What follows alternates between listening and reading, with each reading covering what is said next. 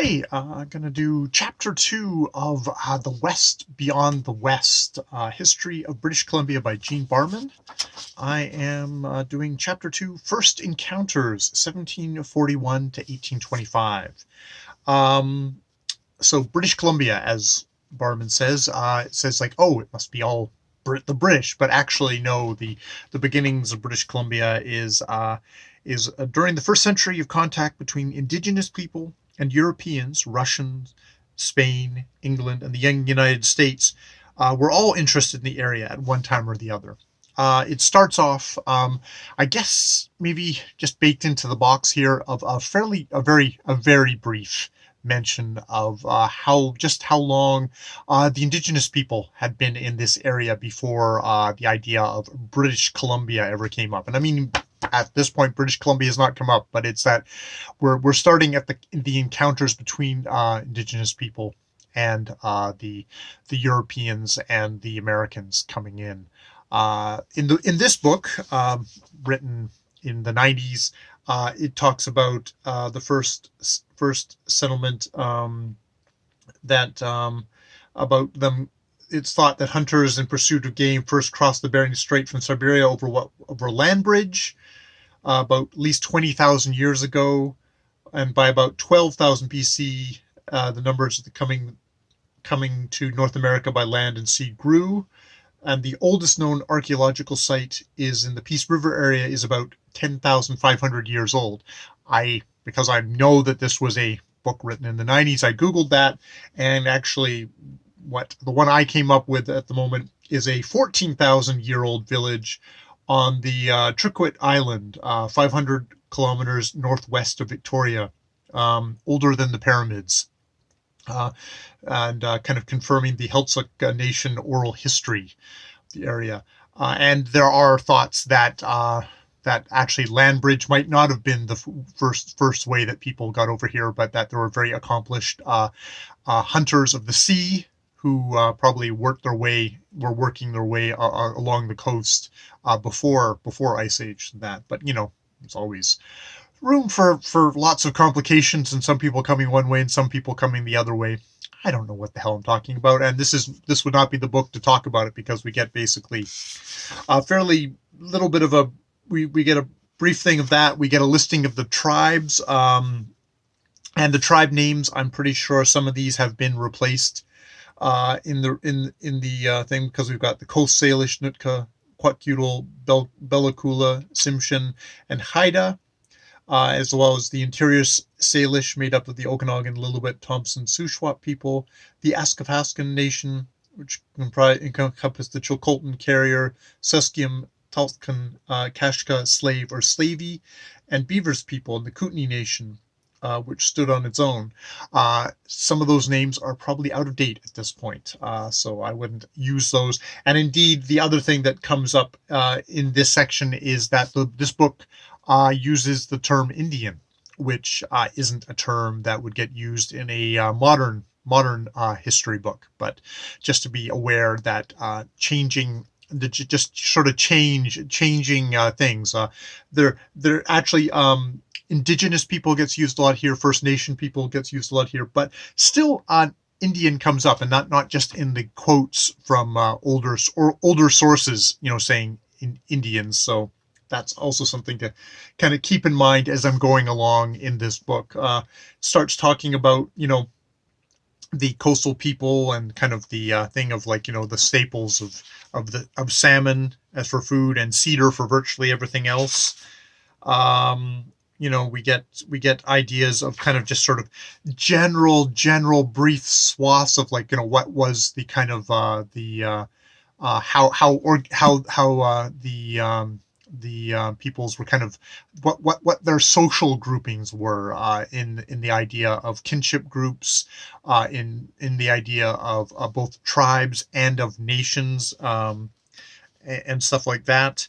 That there was actually there was more of a hierarchy on the coast, because perhaps because they're just a wealthier people, so that there was that idea of people who could social organizations focused on small local kin groups or bands, possibly no more than 2 or 3 families, who nomadic lived together throughout the year. Interior people in general were far more egalitarian than their coastal counterparts. And there's definitely an idea of kind of distributions of wells. That the idea that people who were high married into high families, so that kind of social structure. The relationships between sexes varied. That there was stuff where it was kind of there's matrilineal lines, but in some it appears that although women had some influence and authority in native society, real power almost always was wielded by men. And this is Barman talking in the 90s. I'm sure other voices have joined in at this point and have varying degrees, and there's also all the nuances there. And so, yeah, and just noting at the end of this section that the need for contact, the need for contact with Europeans didn't emanate from the native peoples. This was putting this in the context of how much colonial kind of resource grabbing was going on by European countries at this time, basically inexhaustible thing for wanting goods, wanting a way to get to the Orient. That there was this search for specifically in our area for a northwest passage to the Orient. It was very much like get North America out of the way so we can get to the Orient, where we can get access to and trade for goods, not having to use all the middlemen that they had to use going the other way through Eurasia and such like that. The idea that really that the first the first kind of probable contact was through the Russians, through Bering, and even though Bering died of scurvy and exposure, it was sort of on the Elias ranges is probably where the very northern tip of what would become British Columbia, that we actually have them actually kind of coming in contact with the thing. But it also determined like, hey, that North America was a separate continent. It didn't connect right through into Russia.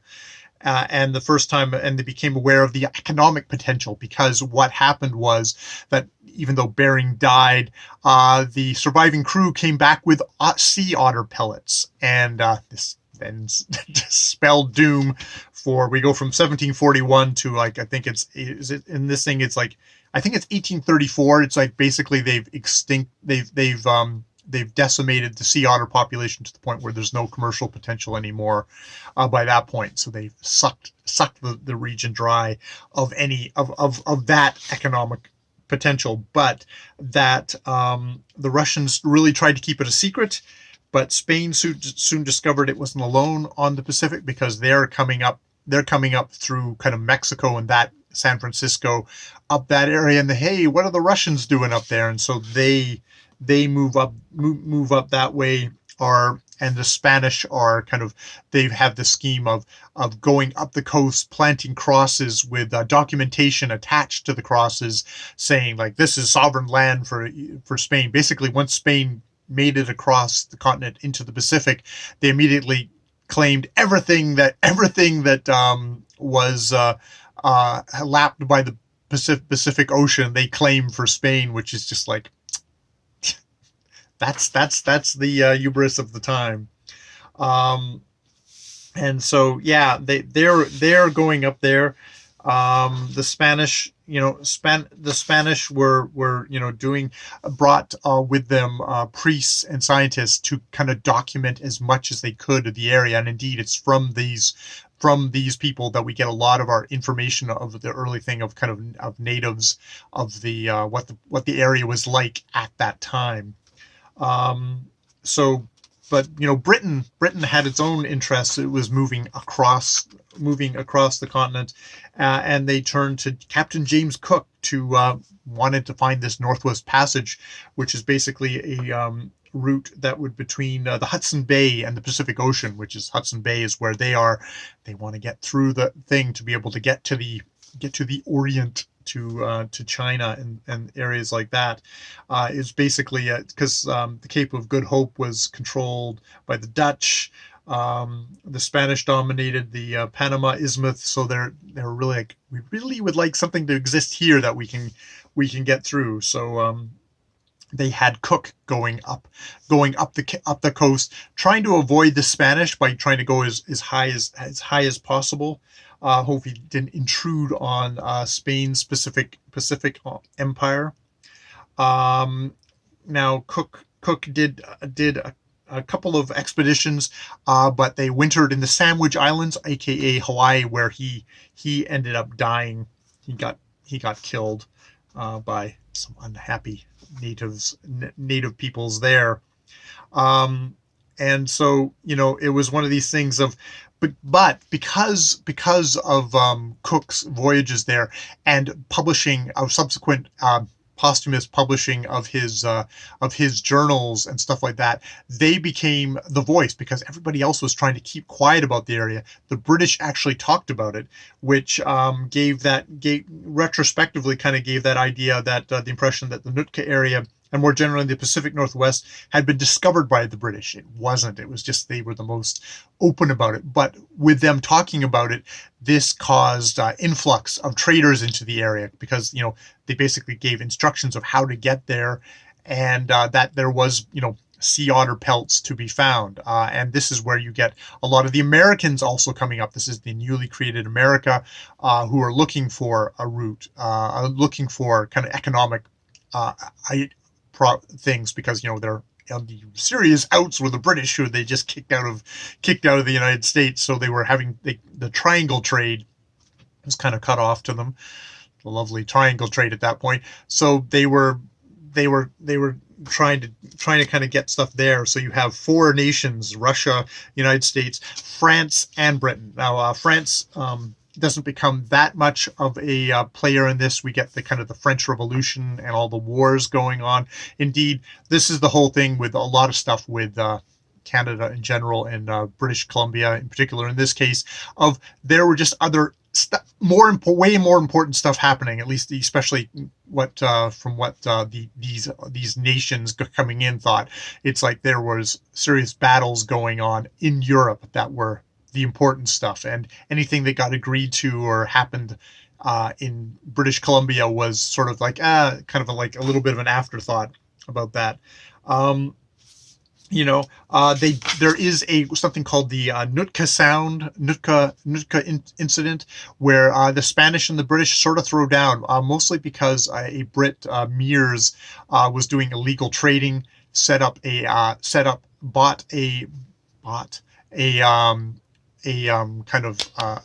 some land and set up a settlement in Nootka Sound. And Nootka Sound was seen as kind of a strategic stronghold. It was thought maybe this is going to be how we're going to control this region.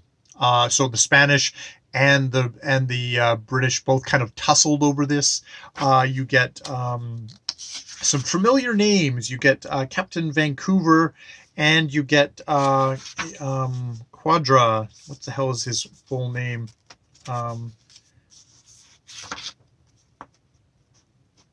Quadra.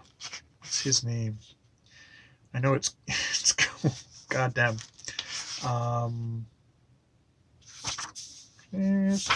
But yeah, they tussle over this. Finally, the Spanish sort of kind of give up just because they're not that interested. The Russians are just find that they're way too overextended in supply lines to get down there. And basically, as they deplete the population of the otter things, the supply line gets longer and longer and longer. I can't. It's De Quadra or something like that. Is the Spanish guy, because there's Quadra Island here. There is Vancouver. There is the city of Vancouver. These are all names that I've lived with all my life, but these are the men that these names actually came from. And the Americans sort of give up because the sea otter population goes down. However, there always is going to be that kind of threat on my part as a British Columbian, of the Americans coming in and taking over There's talk in this section of how the native people sort of were active traders in this. They knew what the Europeans wanted. They were interested in getting the goods. This is sort of an active. They were an active partners in this trade. That though there also seems to have been incidences where people would get held hostage. Family members would get held hostage, or villages would get threatened if you didn't trade with us. So there were some people who were doing trading, but there was other times that there were really, there were horrendous things done to native peoples to make them trade. So, a mix. It's one of these. It's a Wild West area where stuff. Contemporary accounts made clear the natives used the control they possessed over the trade to their advantage. Native peoples across great distances became just where and when to expect trading vessels. The early overland explorer Alexander Mackenzie was informed by local Indians while still some 300 kilometers inland in 1793 how in the bay in which the sea forms at the mouth of it, a great wooden canoe with white people arrives about the time when the leaves begin to grow. So there was obviously very much an awareness of what was going on. There was definitely kind of a waxing and waning of interest in the area, and it seems to be like more of kind of waning. There was big world events going on. This is where you get the French Revolution and the resulting kind of Napoleonic Wars. You've got the American Revolution, the Americans doing stuff as well. So it was a thing. What's the thing? The Americans. So overall, it's tempting to conclude that the maritime penetration by Europeans in the Pacific Northwest was of little significance to the subsequent history of the area. Despite the fortunes made in the trade and increased scientific knowledge of the coast and its peoples, the Pacific Northwest remained at the periphery of European and American interests. Even events at Nootka, as important as they appeared at the time, might have easily been otherwise resolved had Vancouver and Bodega y Quadra, that is the name of the fellow, made slightly different moves. No European powers considered the Northwest sufficiently important to make efforts necessary to secure exclusive sovereignty. That's an important thing. The more important goal was to ensure that no other nation did so. The Spanish claim never acquired an economic basis. Interest waxed and waned, but mostly waned. The British government played only a limited role in events. Like the Spanish, it viewed the Pacific Northwest principally in terms of larger goals. Merchants were constrained by monopolistic trading system, with monopolies themselves soon concluding that the coastal trade possessed limited utility. Yeah, this is the thing is even though there were like people like Mears, another familiar name for place names, who were illegally kind of slipping in and doing the trading, for the most part, the British operated under a monopoly system where they sold the rights to being able to trade in an area, being able to sell in an area, and it was just in terms that were not advantageous to make it actually worth the while of a lot of the people, a lot of the traders. The Russians had a longer term interest, but never established themselves comfortably beyond present day Alaska, just because of how the distances involved, and also because I think the Chinese, who was kind of their market for pelts, closed the nearest port, the Canton port. American traders were aggressive, but the governments did not link such activities with a possible assertion of sovereignty, at least not at that point.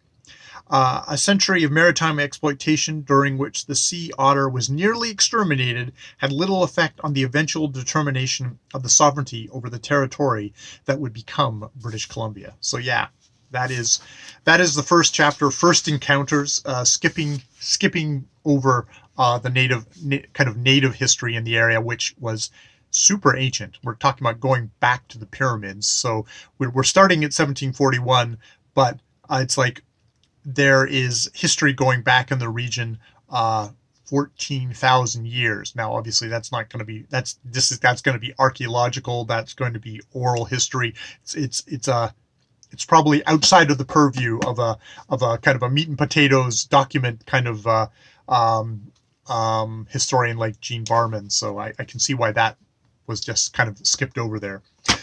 And we'll go into chapter 3 next time, which, of course, if you're going to do Canadian history, it's got to be the trade in furs, 1789 to 1849, which brings me back to really, really boring days in